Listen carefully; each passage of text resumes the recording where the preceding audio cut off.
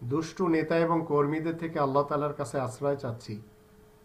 সম্মানিত দর্শক বৃন্দ, আপনাদের সকলকে জানাই সালামুন আলাইকুম। ভ্রান্ত ধার্মিক ও নাস্তিক বৈজ্ঞানিকদের প্রতি কোরআনের চ্যালেঞ্জ কি? ভ্রান্ত ধার্মিক যারা আল্লাহ বাদে অন্য কারোর কাছে প্রার্থনা করে, তাদেরকে আল্লাহ উপমা হিসেবে বলেছেন যে যে সমস্ত প্রতিমার কাছে, যে সমস্ত মাজারে যে বুজুর্গদের কাছে প্রার্থনা করা আছে, এরা তো একটি মাছি তাড়ানোরও ক্ষমতা রাখে না।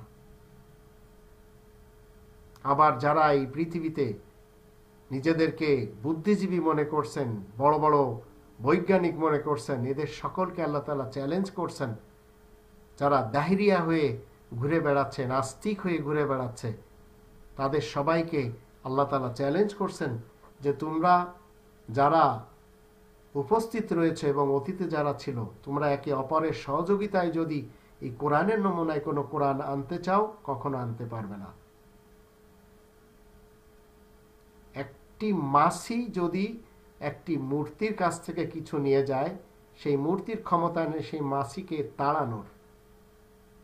22 নম্বর সূরা আল হজ 73 নম্বর আয়াত তার প্রমাণ করে, ইয়া আইয়ুহান নাস দুরিবা মাসালুন ফাসতামিউ লাহু ইন্নাল্লাযীনা তাদুনা মিন দুনিল্লাহ লা ইয়াখলুকু যুবাবান ওয়া লা বিজতামাউ লাহু ওয়া ইন ইয়াসলুবহুমুয যুবাবু শাইআন লা ইস্তানকিযুহু মিনহু দাওফাত তালিব ওয়াল মাতলুব।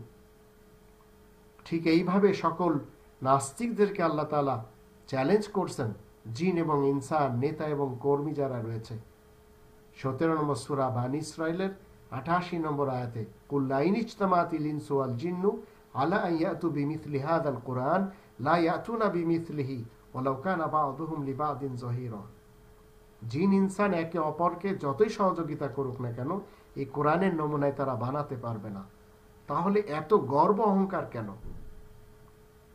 ভ্রান্ত ধার্মিকদের রয়েছে অহংকার, এবং ভ্রান্ত নাস্তিক, ভ্রান্ত যারা এই পৃথিবীতে নিজেদেরকে বলে বেড়াচ্ছে তারা বৈজ্ঞানিক এবং বুদ্ধিজীবী, তাদের ভিতরে রয়েছে বিভিন্ন ধরনের গর্ব, হিংসা।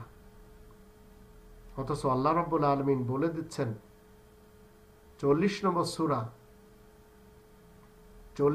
সূরা আল মুমিনে 60 নম্বর আয়াতে আল্লাহ বলে দিচ্ছেন যে যারা আমার ইবাদতে অহংকার করবে, আমি তাদেরকে দোজখে দিব।